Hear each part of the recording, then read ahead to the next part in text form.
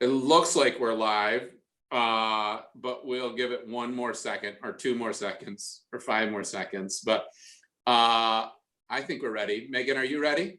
I'm ready. You ready? Okay. Ann, are you good? Are you ready? I am ready. Good. Hi guys, I'm Steve Vokers, and this is Leadership Conversations with Megan and Steve. And Ann today, one of my favorite people in the world. I've worked with Ann many a times. I miss her hugs right now because Ann gives really great hugs. Yeah. So anyways, we are here again. It is Monday, I think, right? Monday. Ann has jumped in. Ann was planning on next week, Monday, but we had a little problem getting our person established today because of some medical issues that he needed to attend. So we have got Ann, which we're excited about. And thank you for jumping in with me texting you yesterday morning saying, hey, can you jump in right away? You bet. I'm happy to be here. And thank you so much for your invitation. Yeah. So Ann, why don't you do me a favor, and for our audience, the people that are watching, can you give a understanding on what you do or how we know each other, and where your sort of life sits right now? What does that look like? That was a two-part question. I know. All right. So my name is Ann Drummond, and I am the essentially a creative director who has kind of one side of my role is in creative advertising sales, and the other side in a creative team of individuals that do branding and work for the clients of MLive Media Group. These clients, my largest clients are in travel and healthcare and higher education, which makes for a very interesting last 7 or 8 weeks. But I work with all different kinds of businesses, including retail and real estate. And the work that I do with them ranges from branding and true advertising design into really helping them to understand who they are as an entity, as a business, and their brand and how they wish to portray that. And some of that work is how I met Steve. So thank you for your trust, Steve, in me to help guide some of those conversations. Yeah. We've had a lot of fun over the years, and it's been years now, which is kind of fun to say, right? Of our experience together, brand building, but also in culture building, right? I think that often we think of brand building as like a logo or a messaging, but your way of bringing a team together in like trying to understand their ethos or their culture and then driving brand out of that instead of the opposite direction, I find very few people are able to do. So we have been one of your biggest advocates in that space for a while, which is why you're here, right? Is this idea of this new normal, and I don't really like saying that, but that's sort of the term everybody's sort of using all of a sudden, is the new normal or the future normal or whatever. But I do think there's some uniqueness in your space, and in that MLive and your organization flip to this like okay to work from other environments, drop down workspaces, work from home / work from the office a long time ago. Like can you help those people that are sitting in their garage like me, or in their offices hiding in a corner feeling bad that they're in their office and no one else is with them, whatever that might be, their space, that like, how did you guys flip to that work environment? And then how is your work environment even continuing on so that your organization stays successful?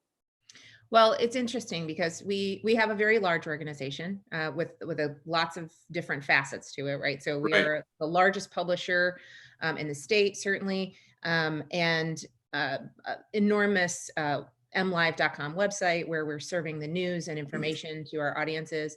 But also we have an advertising agency side of our business, and we are helping all different kinds of customers, those that might place a print ad in this Sunday's newspaper, but also those that are looking to us for very large, comprehensive advertising campaigns. And so many of our people have had the ability to take their office in their bag, right? To wherever that person is that needs them for a very long time. But like many businesses, we've always had our hubs, what we call our hubs, our offices around the state where we got to see each other face to face, and we really were interacting with one another and strategizing together. And that is all virtual now, as is the rest of the world, right? Yep. And so yes, we had the ability to work mobily, but this is a whole new level for all of us. Right. To know that we won't see one another face to face, that we won't have that opportunity, really changes how we interact and how we engage with each other, for sure, as a team. Yeah. How can you give us that understanding of sort of the when M Live sort of gate? Was it, when the governor said you shouldn't be together, or did you guys go to that space early? Like, and then how has an organization your size flipped into that? I'm on Zoom calls with my team and it's overwhelming with, 10 of them, right? And so I'm exhausted by the end of the hour, almost need to crawl in a ball for an hour before I do another one. How do you guys process that, or what are you doing to move that process forward that you find is the best to get the most work out of it? Well, I will say that I feel much closer to my statewide team now, working from home and working virtually, than I ever did before. And that is a really surprising and maybe startling discovery for me. Yeah. As this was beginning to happen, as we were seeing that, the world was moving in this direction, our organization was testing systems and making sure that infrastructure was established and in place for all of us to be working remotely Right. on a prolonged basis, right? We weren't sure it was going to be a permanent or long-term basis. At that time, we didn't, Right. none of us really knew what that would look like. And so they were testing and looking for opportunities, and we had established dates on which we would do some of that testing. And by the time we reached those dates, we were in full-fledged work from home mode. So we were already in the stage of kind of preparing our business infrastructure wise, and just making sure that the technologies were in place and that everyone had what they needed and access to what they needed in order to make that happen. But as we began to work from home, our organization immediately established a daily 30-minute phone call. And that daily 30-minute phone call allows every member of our organization to interact on our sales side of our organization in particular. And I know that our editorial side does some similar things. But these once a day touch points for 30 minutes allow us to get updates on success stories from the day prior, whether that's a personal story from someone across the state or an engagement with a client where something happened that was really terrific for them, and we all want to know about it and should know about it. So those personal sessions, they really feel connected for us. And as a result, I'm seeing people that I would never have seen on a daily or weekly basis. I'm seeing their faces on these calls, and I'm engaging with them every single day. And I didn't have that prior to this. So I would say, every morning I'm inviting 60 people into my, my living room. And we are sitting and talking about what's most important about what happened yesterday and what's most important about what we're about to embark on for today. And it's been really meaningful. The examples of positivity and the lessons that we're learning from each other and the ability to support one another through personal circumstances and things like that that we might not otherwise have heard about through the grapevine, right? They're real, they impact us very differently, and they feel genuine, different than ever before. So do you think that that's because these are the kind of humans that you have that are capable of being vulnerable? Or do you think that there is something as leaders we can be doing to kind of reel that in and, get everybody to be in this space? Because I find that there are people who are either sort of divisive and blocked, or there are people who are like, oh my goodness, I've said it before, but I'm eating all the gummies. Or, for me, it's like, did I seriously just binge watch Tiger King? Like, did that just happen? I never watch television. But is there something that you feel we can be doing to make that happen? 60 people is a lot of people. I mean, Steve and I are dealing with like 10 and 10 or something, Yeah. Yeah. Yeah. Well, my team, my personal team is 8, right? Okay. So I have this opportunity regularly to meet with a much smaller group that's much more similar in size to your own. But the original question was, do you feel like that's because your organization it comprises these particularly people who are willing to be particularly vulnerable or open themselves up to one another?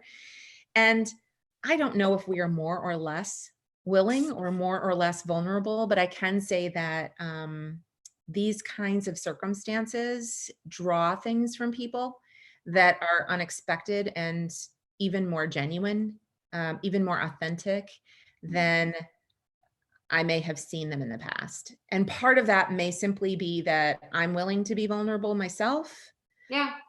but a lot of that is simply that we must trust each other in under these circumstances. We absolutely must trust that we all are going to come to the table for that person who needs us when they need it, right? Yeah. That we're willing, that we take responsibility to do that. Yeah. That it's simply part of the makeup of, you alluded to the words new normal, right? That is part of the makeup of this new normal, is that I am going to take a different level of responsibility for the people that are on my team, because I must right now. And I recognize that my team needs me that way. So I will, right? And I think that many of the members of our teams are looking at their own responsibilities in that way and bringing that to the table. I think that's so important, because as we begin to move Mhm. forward in this, we're going to have different problems, right? Like, Mhm. what do you do about the fact that summer camps aren't open and that's childcare? What do you do about, so many different things that if your spouse is working and you are now expected to be in your office? And I think that's lovely, because it will continue to allow the conversation to happen as we progress back into, I'm not saying new normal anymore. I can't. I just say today. Let's just do today. Yeah. What is to come has yet to find us, right? Right. Like, For I sure. don't know what that's going to look like. I know that it won't look like before, Right. right? It won't look like it once did, and that's okay. But we've got to be willing to reinvent. We've got to Yeah. be willing to um, think creatively about how we solve problems, Yeah. Mhm. right? I like reinvent. We keep hearing pivot. I like reinvent. Yeah. Well, I think Cool. invention is something that we all do every day. We just don't call it that, right? I have to invent what I'm, this email, or I have to invent this new plan, or this new strategy, right? It really is about starting fresh, especially now. Yeah. I love the statement you just made, and I wrote it down, and I'm going to use it a lot now, is what is to come is yet to find us. Yeah. I don't know if that's something you've been using or if that just came out for the first time, but I kind of love that expression, because I like you am always trying to figure out 2 weeks or 2 months ahead, and usually pride myself in having that plan of, okay, this is going to happen here, and if I do these things, meet with these people, then the outcome in 6 months will be X. And Mhm. none of that is, I can't find it anymore, Ann. Right. For usually, like in a sales organization, for example, like this much activity will lead to this much, new business or negotiation, right? Which will close this percentage of the time. And that's how a lot of sales organizations will look at themselves and look at what they're tasked with doing, right? And that's just not true right now. It simply isn't, right? But it's also, every day is invention. I mean, I look at our hospitality organizations and I think about how they are making these critical decisions about how to serve their clientele now in a very new and unique Right. and different way, and what they learn from it. You know, to talk to some of our local restaurants, you know, they're talking about putting their entire dinner hour, which used to be 4 to 5 hours long, and they could serve, you know, X number of people in those 4 to 5 hours. And now we're looking at, okay, everything is carry out and everything will happen in this 75-minute window. Unbelievable. How do I prepare myself for that? Right. Mhm. So not only is it not business as usual, but but even the version of the business that you're doing requires invention of its own. Right. So that, to me, I think we just don't know, Steve, you know, your quote there, like, we just don't know what's coming. We don't know what's going to find us, and we have to be willing to reinvent when we get there. It's valuable though, because you didn't say when we go find it, which is everybody's thing right now, right? Like, how do I gain control of something that's completely uncontrollable? It's, you know, our governor speaks at 4 o'clock today. Every realtor I know is saying, set me free, let me loose. Even if they aren't going to go outside of their house, they want permission to be able to go back to work. Whatever she says is going to find us. We're not going to go find her and convince, Right. you know, the situation. That's Right. beautiful. Like, Yeah. I would love, my big thing right now is, you know, we all have that, what will we do after? Or what's the first place we're going to go eat? Or what's the first thing we're going to do? Right. You know, I'm going to spend a day going where I want to go. Yeah. with a group the size that I want to spend my time with. Right. Like, that's as much as I could hope for. And when that day finds us, right, Yeah. that's what I'll Yeah. do. Yeah. How are you? So I mean, we talked about restaurants. I mean, today we saw the Grove closing, right? Which has sort of got its heart in a lot of people. A lot of people love that space. That was Like it's forever?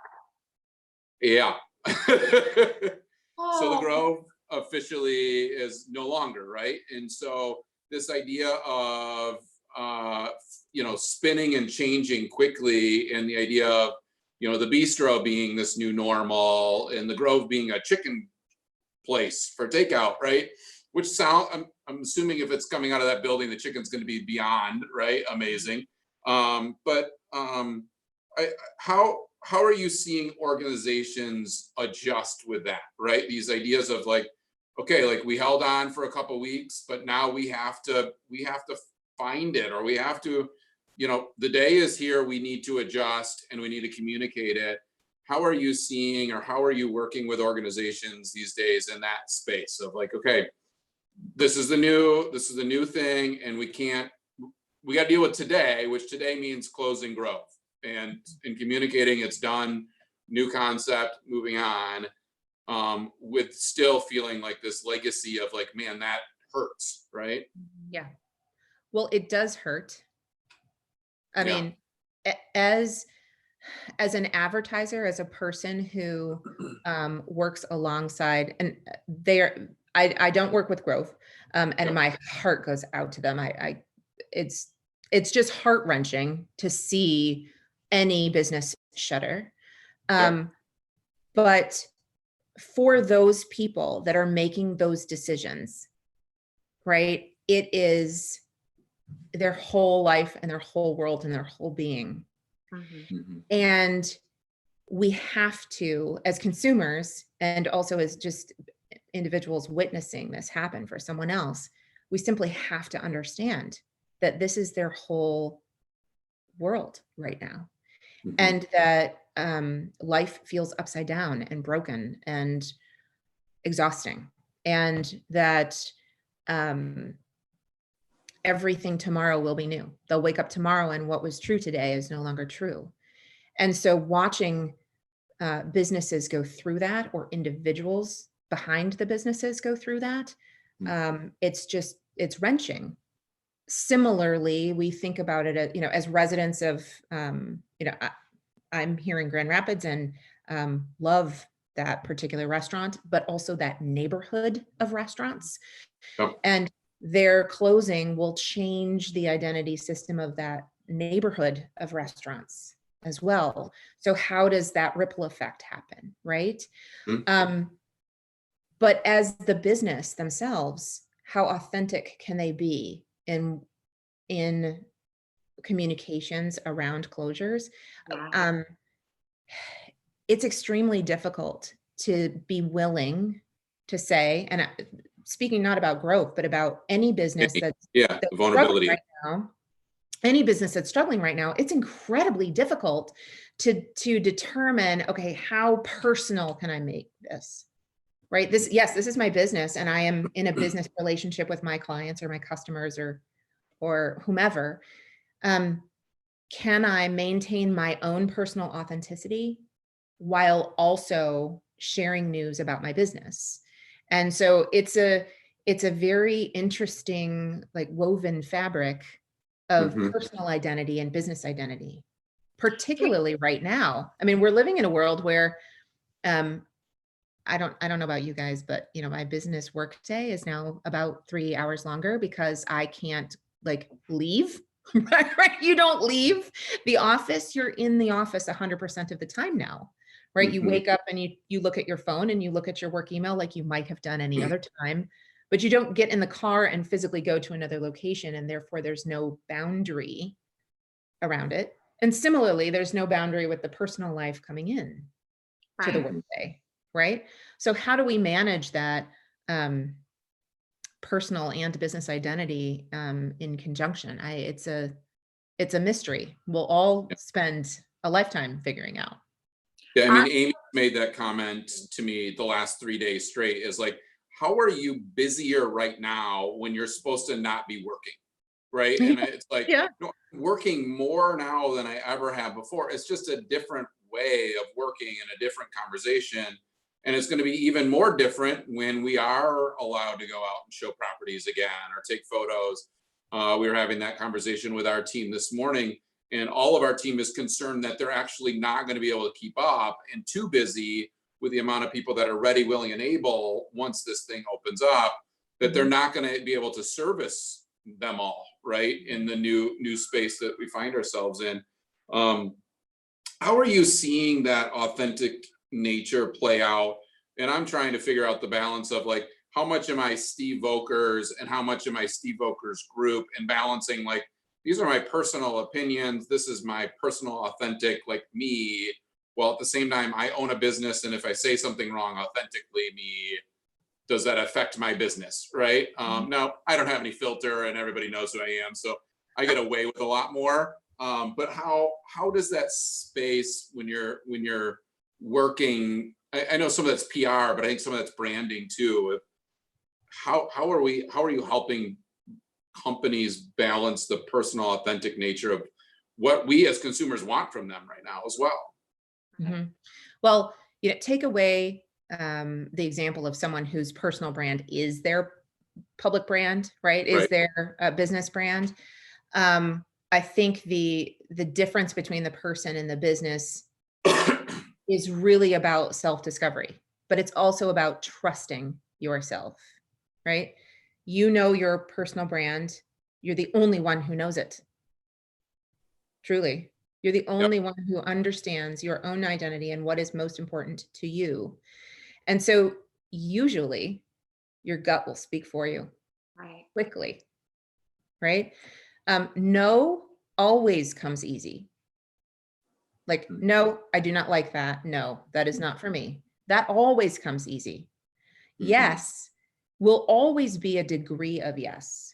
Like, I really like that idea, except I need to think about this element of it a little bit more. Or I really like this, visual that's supposed to represent me, but I think I want to change this and this about it. So let me think on that a little bit more, or spend a little bit more time with it. The no part, like, your gut will tell you what's wrong. It's the yes that comes much more slowly. So if it makes you question, the answer is no. Do you see your clients heading, I guess, having their messaging head into that more vulnerable space, that more storytelling space, that more I mean, that's obviously what we see on, you know, the news. Facebook loves you, stay home.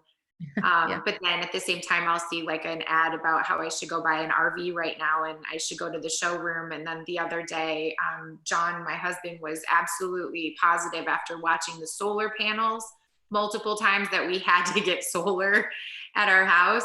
So I see the consistent stuff that's kind of always been there, but then are you seeing that with your clients who want to tell a story of authenticity and what we've been through and how we support each other as we move forward? I think that this is a time when personal connection is going to come more easily. Yeah. This is a time when authenticity will take hold. And when individuals will understand you better as a person because of the decisions that you make or the business decisions that you make. Mhm. So I would never encourage someone to hide that part of themselves or their story. You know, from a branding perspective, I would always say, if you care about people in a way that you demonstrate every day, talk about it. Talk about that and share that story and make sure that others understand that that's part of your makeup, Mhm. right? Mhm. The concern that I have right now is automation is doing us all a disservice. Yeah. So there are many businesses that haven't turned off the automated sell Right. or the automated response or, you know, the bounce back email thing, right? And we all put in our out of office or do whatever it is that we do, right? But Right. but do we have we thought about how people are engaging with our brand and are they getting what they always got? This is not time for that, right? This Yeah. is time for the personal, authentic storytelling connection to happen. So if somebody is getting the automatic bounce back, or worse yet, if the LinkedIn, you know, a personal message is filled with, you know, hey, I wanted to talk to you about this cool new product that we have, and can I sign you up for a demo, right? Or the inbox is littered with, you know, hey, here's, this is the exact right time to buy, and here's why, Right. right? That is not going to resonate well, No. right? Yeah. Instead, hey, I'm reinventing my business because these times are crazy. And I wanted to share with you how I'm doing that and why I made those choices. That's a very different kind of email that I might get or communication that I might get Yeah. from a brand that I will long admire because they cared to tell me what was new and different. Mhm. Yeah, I mean, we're seeing, I mean, Megan and I obviously are in real estate space. So you're seeing that as new numbers come out from your different associations saying, okay, well, we're down in the amount of listings, but you know, the amount of pending to listings are the same. So it's a great time to list or it's a great time to buy. And we're into some of that same messaging that's always been there, no matter what the season it is. It's just sort of the shtick that we use.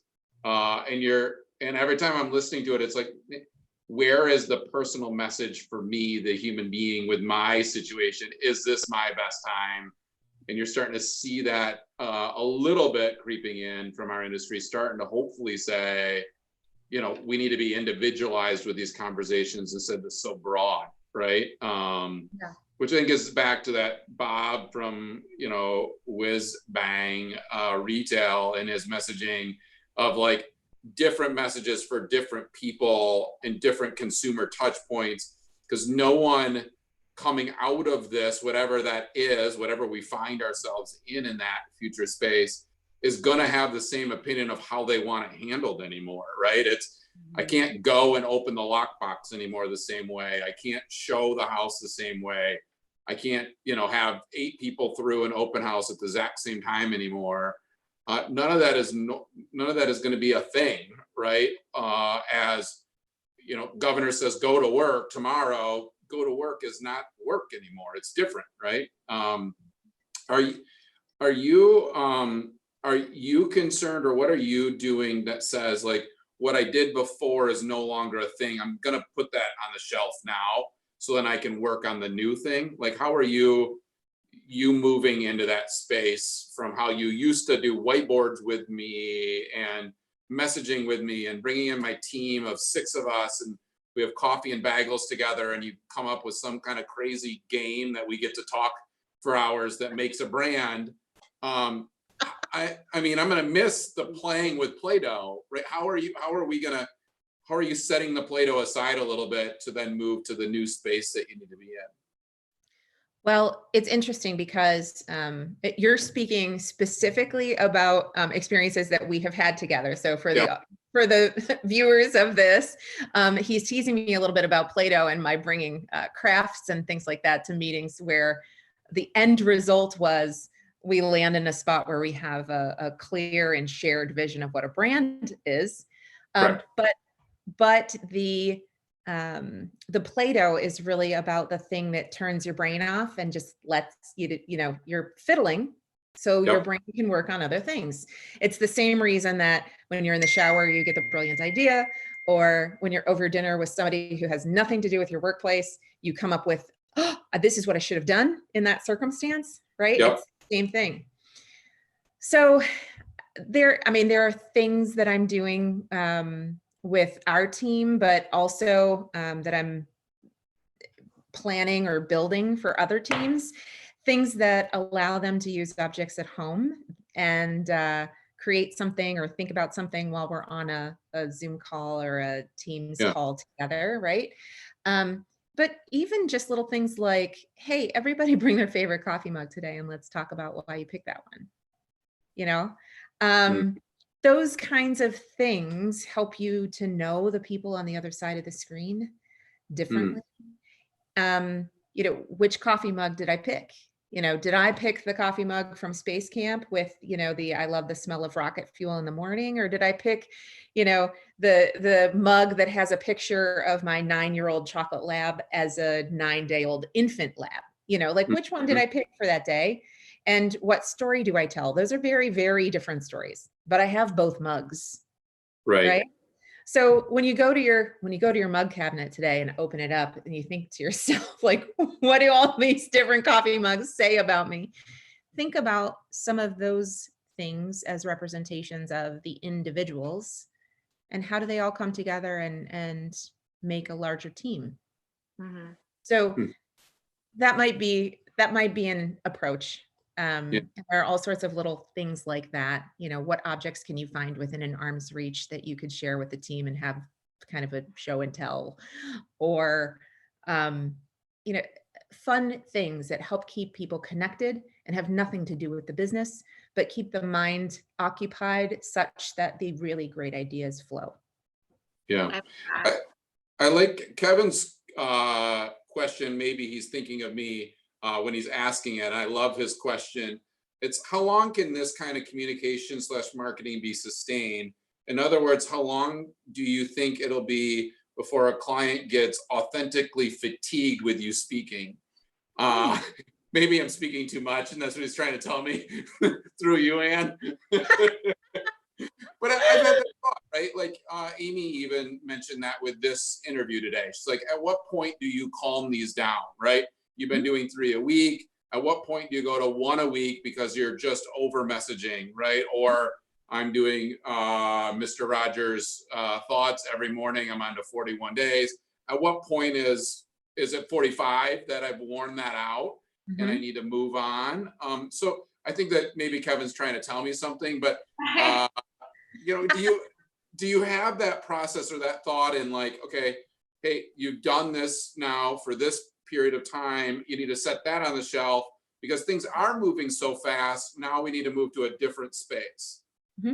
I think that there's probably 3 answers that I'll give to that. And I'm looking at these answers from a entry-level marketer perspective, maybe intermediate and more advanced, right? So the entry-level marketing perspective, I would say simply give more than you ask.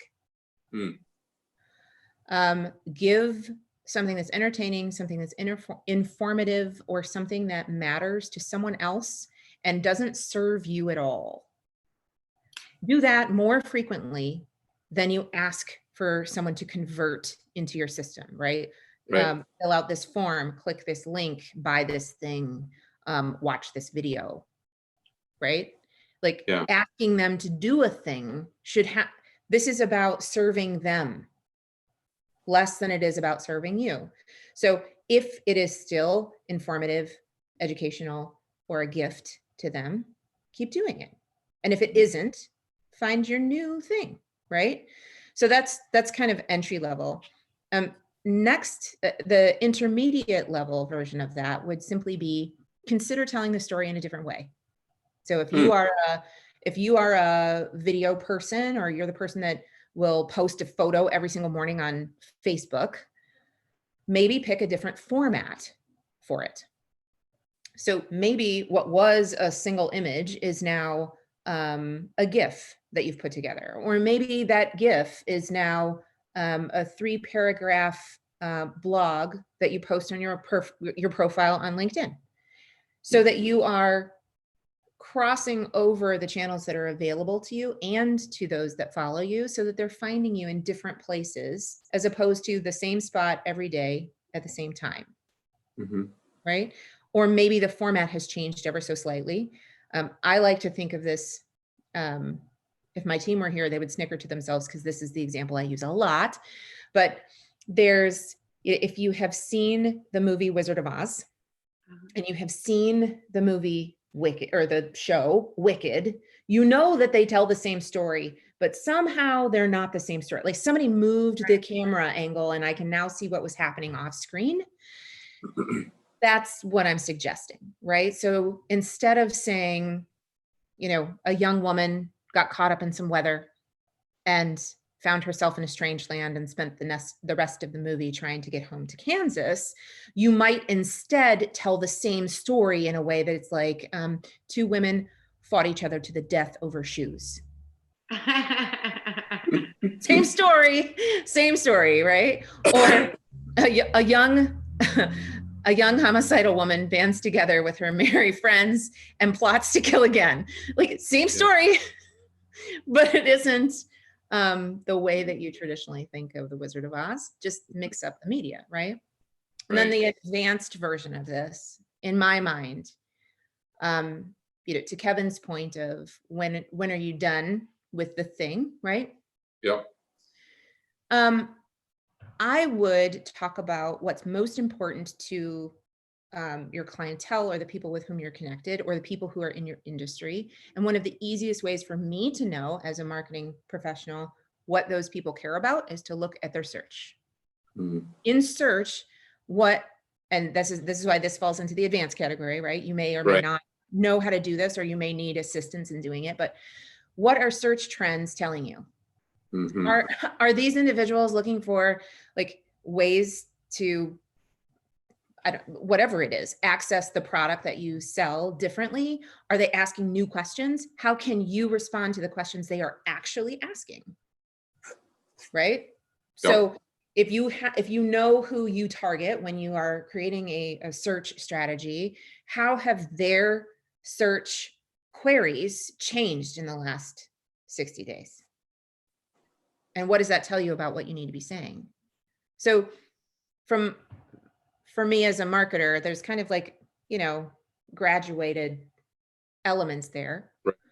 Yeah. Or you could do all 3. Yeah. Megan, did you have something or question?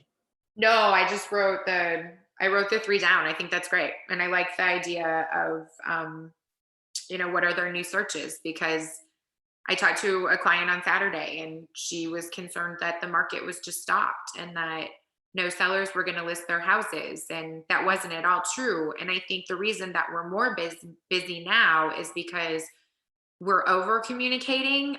We're definitely, we're communicating more than we were communicating before, because people had jobs and lives and things were busy. And, they weren't sitting at home thinking, well, why isn't my appraisal here 2 days after the house went under contract?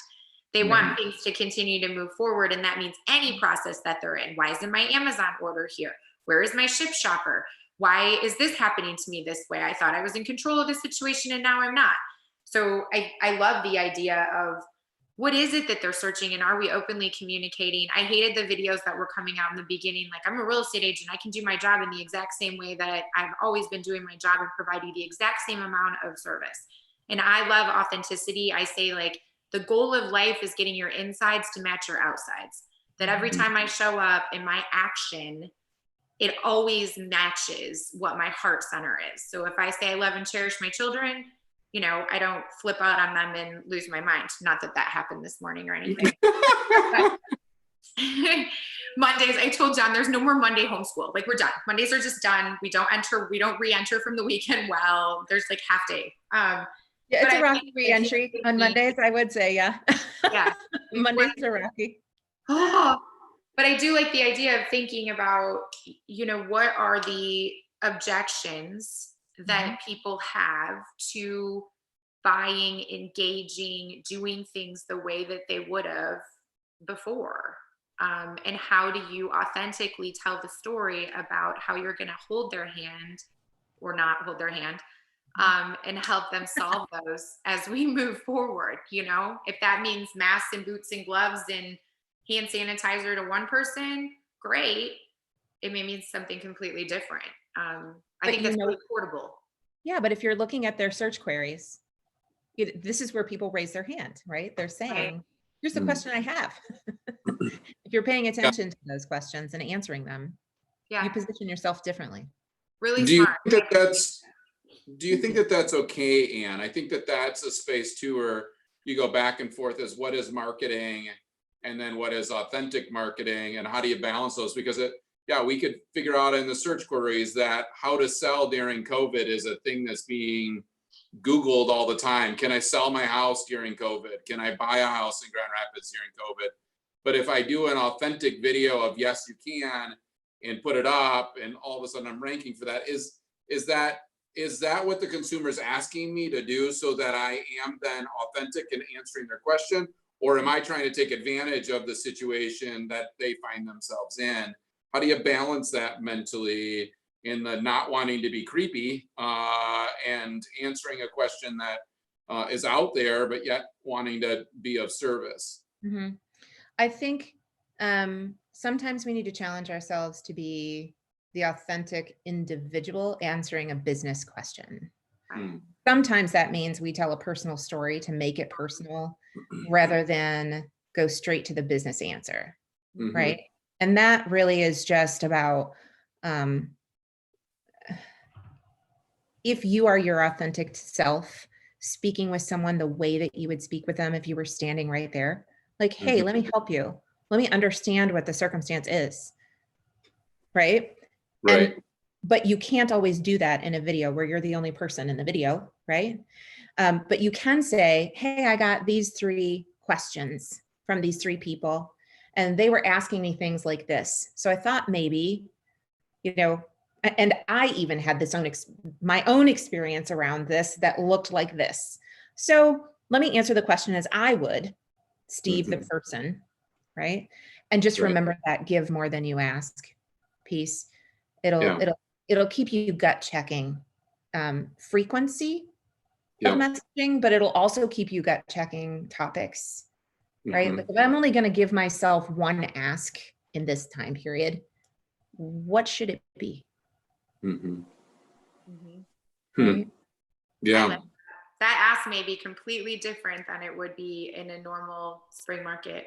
I mean, we've got all kinds of things going on with financing and all kinds of things going on, and in everybody's business. That's the space that I've had so many people call and say, I'm sorry to bother you because I know you're probably teaching your sons right now. I mean, just being able to say, you're never bothering me. I have incredible gratitude for the fact that you are my client and that we are still, you know, working together. I won't answer in that particular moment if I'm in the middle of math, and I'll get right back to you. So I love the authenticity space that you're, you know, throwing into this. The idea that we can share without, I can do my job. I've sold multiple houses during COVID. I feel completely fine about it. You know, it's fine. But I can also tell the truth about how that looks different now. Well, and life does look different now. It absolutely does. I mean, you know, speaking of authentic and vulnerable, right? The life at our house is always, you know, shared parenting amongst 2 households, right? And being in an environment where neither household has their whole family with them 100% of the time. Mm-hmm. And that is, it's hard Yeah. because you just want to protect your people. You just want to put your arms around your people and know they're safe and okay and feeling all right with everything that's happening, right? Yep. And when you can't do that 100% of the time, it's very difficult. Yeah. Very difficult. And I am, interestingly, my work is 100% from home now. And my significant other works in a very large grocery space. Wow. So he runs a department for Meyer, and it is a very large flagship location. And so he is working more than ever before in an environment that is risk heavy. Yeah. Right. Now he's also wearing a mask every day and sanitizing, like taking all of the precautions that he would need to take in a circumstance like this to protect us and himself. But it's still, watching him go to work every day into that environment and come home into our home every day from that environment, and just not, the unknowns are magnificently big, like they're just overwhelming if you let them be. So, wanting to put your arms around your whole family and wanting everybody that, is close and important to you to be safe. I mean, these are the things that everybody feels. Yeah. Every person wants that, not just me. So they just might have a slightly modified experience from my own, right? So but thank him for the space that he's in. I went to the grocery, like I only go every other week. John and I are kind of on that system, and someone was there stalking, and I said, thank you so much. And she turned right around and said, well, thank you so much for the job security. I'm like, oh, honey. I was hesitant and nervous just walking into the store. I saw a close friend of mine who's a doctor. I didn't even engage her. I mean, somebody that I would have absolutely hugged, one of my very best friends. And I walked right by her because I thought, first of all, I can't restrain myself. I'm going to hug her. And second of all, this just isn't a time, for that particular connection. So I went out and texted her and said, I just saw your beautiful face. I hope that you're doing well. And then the phone rang, but thank him, because I feel like that's your front line, and everything I touched made me nervous. And it's just a different feeling now being back in that space. It's very interesting. And my experience is interesting in that I have not been inside a store because I'm not going to send a second person from my family to the same store. So every day he gets the list and here's what you bring home, right? So that works out great. But it's also interesting for him to come home and say, here are the things that weren't available. Right. Yeah. And I haven't had to see empty shelves. Yesterday I went for the first time to, like a home improvement store, and was it's staggering to look around and see it. And I realized that I kind of fast forwarded through what everyone else has been conditioned to see now for the last 7 to 8 weeks. And I've been trusting him to see it for both of us, so it's an interesting experience. Yeah. I think the hard part of it is everybody's at a different phase within it now, mentally and physically and everything, where everybody's trying to figure out where their head is in it, right? And you've got, both extremes, and then you've got a whole different middle. And so this balance of saying, okay, what is best for me personally, for my family or whatever, and then having this balance of okay, well, is that going to be judged or not judged, or who gets to say that that's morally right or not morally right? I think it's an interesting space that we're moving into and finding as this thing continues on, right? Of how do we balance, that personal space? Well, it's interesting. We were talking a little bit before we came on, on this call. We were talking a little bit before about the differences in the customers that are that you're serving, and Yeah. that they're all in these different mindsets, and where are they in this journey and that kind of thing. And I think it's not unlike anything else. You know, maybe adoption of technology is a good metaphor, Mm, because you know, you have your early adopters who want like the highest tech thing with all the bugs because they want to be part of the testing, right? yep. And then you have the slope that's really gradual, right? That where others are kind of jumping on board. And then you have that peak where, okay, this is just, it's a ubiquitous thing that, you know, like Yep. everybody's adopted this, right? And I think this is, we're somewhere in the early slope, right? We have had a lot of early adopters who like, okay, I got this, I can do it. I figured out my thing, you know, whatever. And all of us are on different levels of that slope, you know. So Mhm. where are we? Where are we? We Yeah. have to we have to create content for every version of those individuals. We need to serve each of them what they need to hear from us, Mhm. and do so with our real voice, in a way that's going to be meaningful to them, compelling. Mhm. We're all compelled by different things, but in the end, we all just want to put our arms around our family and know they're safe. Right. And we all want to trust that that we're in it together. Mhm. And we really, really are. Anything else you want to finish with, Anne? Because that was great. But is there anything that you want to that you didn't say that you wanted to say? Um, I don't know that there is. I'm just incredibly grateful to have been asked. Thank you so much. I'm honored to be among those that you chose to share thoughts with your world. So thank you for that. Yeah. And thanks for what the two of you continue to do.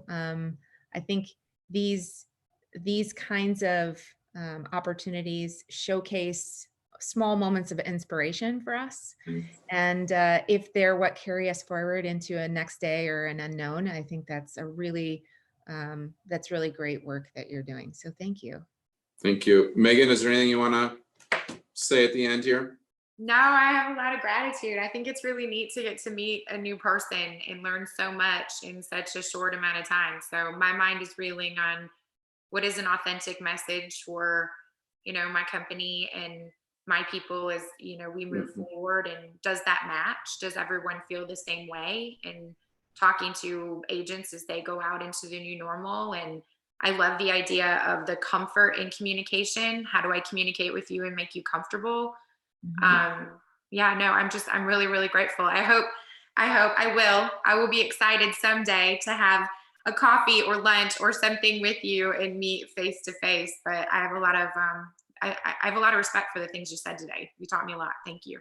Thank you so much. Yeah. And I feel like I feel like we are getting to know one another better, maybe in these kinds of odd circumstances Yeah. than might have been possible before. So I think our first meeting might include a hug, because Okay. we're Okay. all going to need it at that point too. I'm Yeah. a hugger, so I'm really Excellent. excited about all of that. I've I'm had in. multiple people tell me that they're not huggers who I know I have hugged multiple times, and I'm like, oh wow, never knew. Sorry, not gonna stop now. That's Uh, well, thank you, Anne and Megan. Again, we've put an hour together of great conversation, and I can't. Megan and I talk about this all the time. That like these days gives us hope. Not that the day that we're not having these interviews we don't have hope, but it definitely. I leave these conversations with a personal high and excitement about what's to come, not what's been happening, right? And so. Very grateful for your time and energy that you spent with me again. Thank you for doing that again. For anybody that wants to know, Wednesday we have Sam Cummings on, so feel free to tune into that. He's always a man of many words. We don't know where it's going to go, but we're excited about Sam and his conversation on Wednesday. So thanks, Anne, for joining in and participating today. This was Leadership Conversations with Megan and Steve. See you, everyone. Bye.